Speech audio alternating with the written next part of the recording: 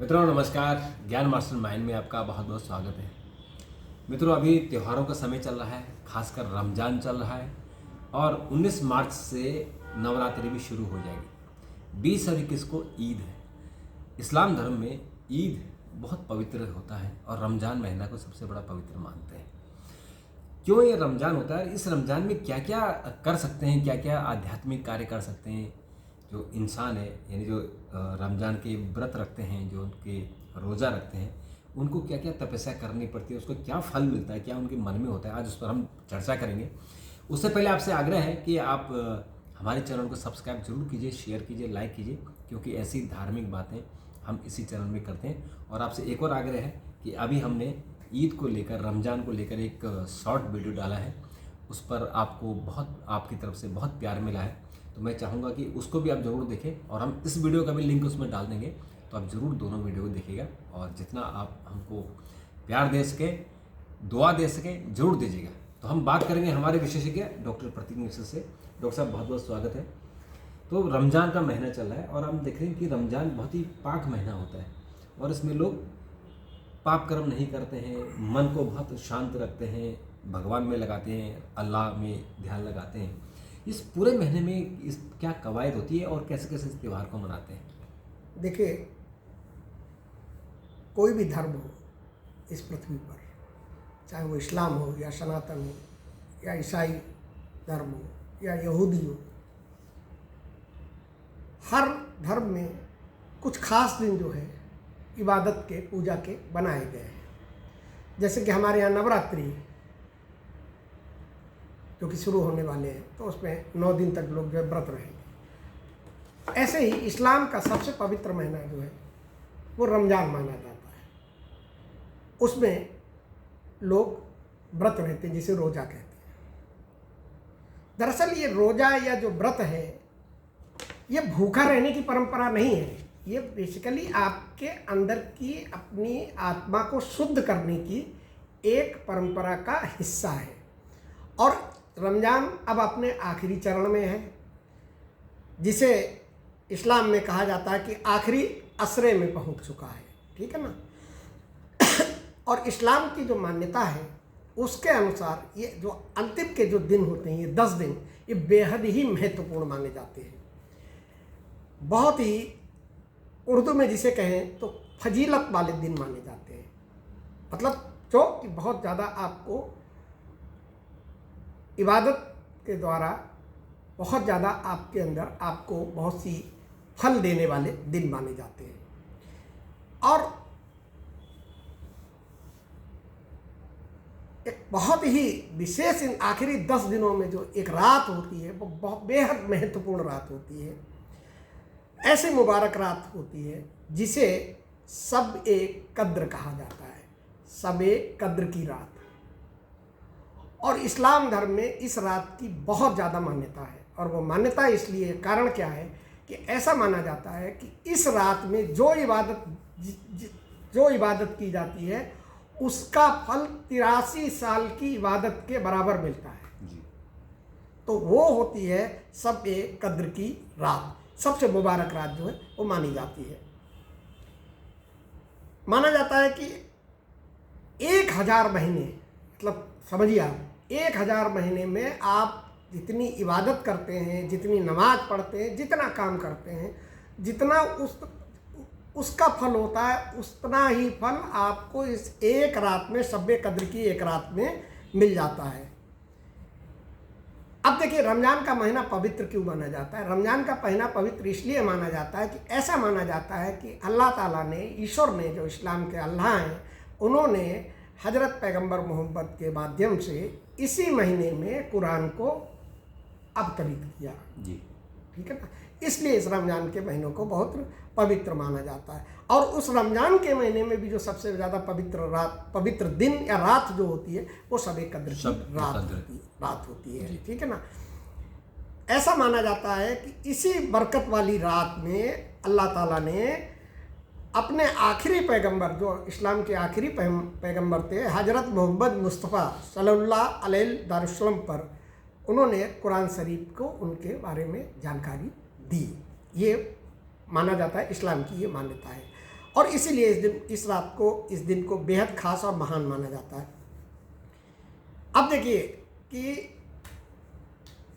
इस रात को करना क्या चाहिए, इस रात के बारे में मान्यता का क्या है। चूँकि ये इस्लाम धर्म की सबसे पवित्र रात है, तो इसलिए क्या करते हैं कि जितने भी लोग इस्लाम धर्म के हैं वो इस रात में ज़्यादा से ज़्यादा इबादत करते हैं, तिलावत करते हैं और दुआ करते हैं, अपने कर्मों की माफ़ी मांगते हैं। देखिए ये भी आप समझिए, इस रात को लोग अपने दिल से मन से मतलब अल्लाह से न केवल बेहतर ज़िंदगी की दुआ मांगते हैं, बल्कि अपनी जो उनको लगता है कि जो हमसे गलतियां हुई हैं, हम जाने अनजाने में जो कुछ कर चुके हैं, उसके लिए भी माफ़ी भी मांगते हैं, है ना। इस्लाम धर्म में ये भी मान्यता है कि इसी रात में ईश्वर के फरिश्ते पृथ्वी पर उतर कर आते हैं।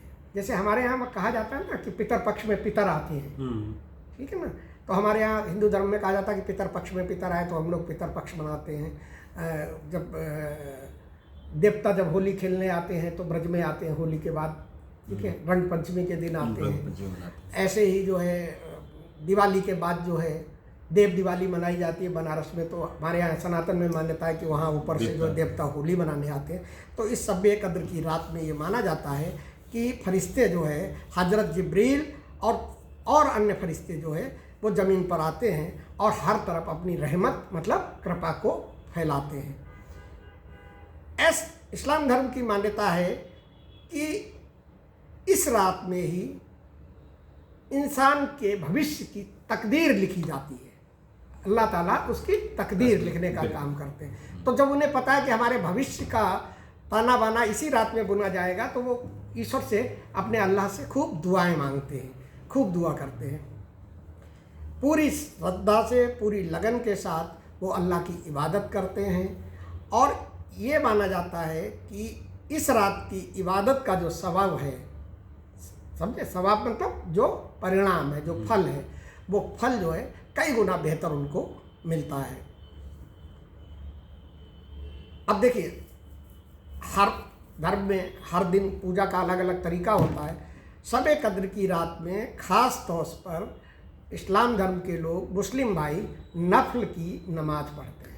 नमाज कई तरीके की वहाँ पे होती है, और लेकिन माना जाता है कि अगर इस रात में इस नफल की नमाज को पढ़ा जाए तो अल्लाह ताला जो है बहुत जल्दी प्रसन्न होते हैं, खुश होते हैं और दुआ देते हैं, है ना। और इसी वजह से इस रात में नफल की नमाज को मुस्लिम समाज के लोग एक बार नहीं कई बार पढ़ने की कोशिश करते हैं। मतलब जिसकी जितनी क्षमता है वो उसे पढ़ता है। कोई 2 बार पढ़ता है, कोई 4 बार पढ़ता है, कोई 8 बार पढ़ता है, कोई जो है 20 रकात तक पढ़ता है। तो नमाज अता करते हैं। इस नमाज का मकसद जो है अल्लाह की इबादत करना और उनसे रहमत और बरकत की दुआ मांगना होता है। जैसे वो अपनी जो उनकी मान्यता है, वो कहते हैं कि कुरान शरीफ की ज़्यादा से ज़्यादा तिलावत हो, ठीक है ना। अल्लाह से अपने गुनाहों की माफ़ी मांगते हैं कि अगर हमसे जाने अनजाने में गुनाह हो गया तो उससे।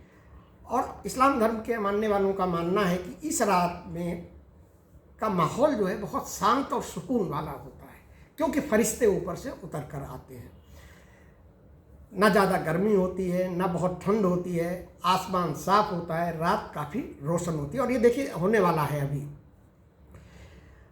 इसमें सबसे बड़ी जो चीज़ होती है शब-ए कद्र की रात कब होती है, अब ये मतलब क्योंकि आखिरी के 10 दिनों में होती है, इसका एक टाइम निश्चित नहीं है, वो कभी भी पढ़ सकती है। वो चंद्र कैलेंडर के अनुसार से, चंद्रमा के अनुसार से पढ़ती है।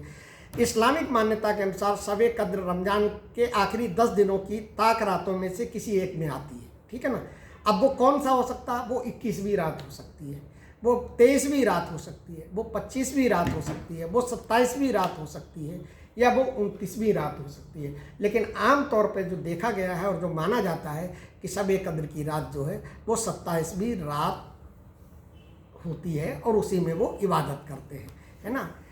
इसीलिए क्या है कि आखिरी असरे की हर ताक रात में इबादत करने की सलाह दी जाती है कि भैया किसी भी दिनों 10 दिन तक विशेष पूजा करो, किसी भी दिन पढ़ सकती है, लेकिन अमूमन ज़्यादातर दिनों में 27 की पड़ती है, क्योंकि उनका सारा जो जो परंपरा है, जो विधान है, वो चंद्रमा के आधार पे होता है। तो चंद्रमा के निकलने और उखड़ने के लिए इस रात में एक खास तरीके की दुआ पढ़ने की बात कही जाती है। इस मुबारक रात में एक खास दुआ इसलिए बार बार पढ़ी जाती है जिससे कि इंसानियत का और इस्लाम का और जो इस्लाम को मानने वाले हैं उनका भला हो, उनका भविष्य अच्छा हो, है ना, और वो जो है आगे अपनी बेहतर ज़िंदगी जी सके। इस दुआ में जो मैं आपको उसका तर्जुमा बता रहा हूँ कि जो कहते हैं, वो कहते हैं कि हे अल्लाह, तू बेहद माफ़ करने वाला है और माफ़ी को पसंद करता है, इसलिए हमारे गुनाहों को माफ़ करो और अपनी रहमत हम पर नाजिल करो। और फिर उसके बाद जो आता है वो सबसे खूबसूरत दिन का आता है, ईद उल फितर का। और ईद उल फितर का जो दिन आता है उसको, जिसको मीठी ईद भी हम लोग कहते हैं, ये एक संदेश देता है। इस्लाम धर्म का ये बहुत बढ़िया संदेश है। देखिए, कुछ लोगों को छोड़ दीजिए, अदरवाइज इस्लाम में भी बहुत अच्छे संदेश दिए गए। ये ईद उल फितर का जो त्यौहार है वो ये संदेश देता है कि जहाँ अमीरी और गरीबी का फ़र्क मिट जाता है, हर चेहरा मुस्कुरा के एक दूसरे से मिलता है। और देखिए, सबकी ईद अच्छी हो, सबकी ईद बढ़िया तरीके से मने। इसलिए इस्लाम धर्म में क्या परंपरा बनाई गई कि ईद की नमाज, आखिरी नमाज से पहले आप ज़कात करें, जिसे कि फितरा कहते हैं। और वो फितरा के पीछे जो बनाने का जो नियम बनाया गया, उसके पीछे प्रमुख कारण जो है वो कारण यही था कि जो गरीब हैं, जिनके पास साधन नहीं है, जिनके पास चीज़ें नहीं हैं, उनकी भी ईद बढ़िया तरीके से बन सके। तो ये संदेश जो है वो ईद का होता है और ये शब कद्र की रात का महत्व है। बिल्कुल। तो दरअसल ये जैसे आपने कहा कि हमारे पूरे विश्व में जो भी जितने भी धर्म हैं, हर धर्म का एक अपना महत्व होता है और उसके साथ कुछ दिन बहुत ही नियत होते हैं कि इन दिनों में हमें काम करना है। जैसे हिंदुओं में नवरात्रि के दिन होते हैं, 9 दिन बहुत पवित्र होते हैं। ऐसे इस्लाम में रमज़ान बहुत ही पवित्र पाक दिन होते हैं और लोग जो रोज़ा रखते हैं वो अपने शरीर को, तन को, मन को स्वस्थ रखने के लिए और ईश्वर में यानी अल्लाह में मन लगे उसके लिए। हाँ, वो भूखे रहने की कवायद नहीं है, बेसिकली वो इबादत की कि आप मन में कोई गलत विचार भी ना आए, मन को स्वस्थ रखें, शुद्ध रखें, इसके लिए ये होता है। तो हमारे जो मुस्लिम भाई हैं उनको ईद की अग्रिम बहुत बहुत शुभकामनाएं। अब बहुत अच्छी ईद मनाइए और मीठी ईद है तो हमको भी आप न्योता देंगे तो हम भी मीठी ईद खाने के लिए आपके पास जरूर आएंगे। सेवैयाँ मीठी खाइए, खीर खाइए, मिठाई, खजूर खाइए, हमको भी बुलाइए, हम भी आपके पास आएंगे। और डॉक्टर साहब आपने इतने देखिए, भाईचारे का त्यौहार, भाईचारे, मैं तो मेरे शहर में एक ही मुस्लिम परिवार था और वो मुस्लिम परिवार जब, जो कि सारे हिंदू के त्यौहार मनाते तो उनके घर में जाना ही जाना है, लेकिन वो एक ही परिवार था मुस्लिम, तो वो अपने घर से जो भी बनता है वो सब अड़ोस पड़ोस सबको उनकी जिम्मेदारी थी बांटना। तो उनके पास ज़्यादा लोड होता था क्योंकि उनको सबको बांटना। देखिए, और प्रकृति, इसमें आप एक चीज़ देखिए कि प्रकृति जो है, प्रकृति कोई भेदभाव नहीं करती है। बाद में यहाँ भेदभाव होता है। प्रकृति ने कैसे बनाया हुआ है कि इससे ठीक पहले होली आती है, हिंदुओं का सबसे बड़ा त्यौहार, ठीक है, वो भाईचारे का त्यौहार होता है कि उसमें हिंदू भाई जो है मुस्लिम भाइयों के साथ गले मिलते हैं, गुजिया खाते हैं, मिठाई खाते हैं, सारी चीज़ें करते हैं। होली ख़त्म होते ही ईद आ जाती है, मीठी ईद आ जाती है। इसमें मुस्लिम भाई हिंदू भाइयों के साथ गले मिलते हैं, भाईचारा बढ़ाने। ये त्यौहार जो है ना, ये एक आपस में समाज में भाईचारा को, सांप्रदायिक सौहार्द को बनाए रख, सद्भाव को बनाए रखने के माध्यम है। और ये हमारी प्रकृति ने, हमारे पुराने पूर्वजों ने जो है इनको इस नाते बनाया। बिल्कुल। तो डॉक्टर साहब इतनी अच्छी जानकारी दी, आपका बहुत बहुत शुक्रिया। दोस्तों, आपका भी बहुत बहुत शुक्रिया। चैनल को सब्सक्राइब जरूर कीजिए, शेयर जरूर कीजिए, लाइक जरूर कीजिए और इस चैनल पे कम से कम 1 लाख हमें व्यू आने चाहिए, ये आपकी जिम्मेदारी है। तो आपको ईद की बहुत बहुत मुबारक। नमस्कार।